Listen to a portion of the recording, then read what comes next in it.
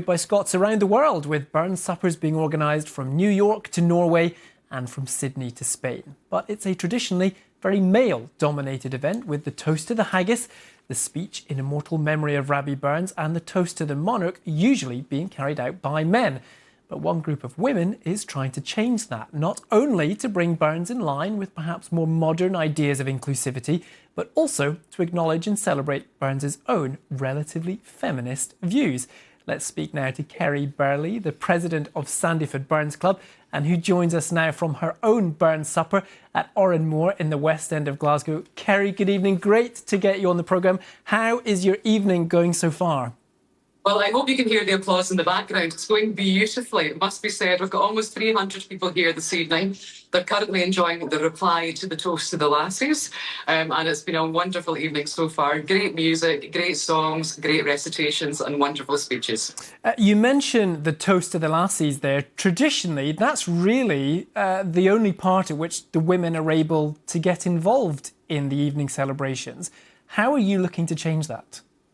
So yes, the reply to the toast of the lassies. So a gentleman initially proposes and a woman replies. And yes, traditionally the woman is rolled out for the reply. Increasingly women, though, are starting to take centre stage a bit more. I myself delivered the immortal memory this evening, and we're hoping that that's going to be the case more. We're also hoping to get Burns's message of equality, humanity, and, believe it or not, feminism across to marginalised communities and people who wouldn't usually consider Burns as a source of inspiration. So that's what we're doing here this evening. And my own supper next week. This is not my club's Burns supper. This is another Burns supper.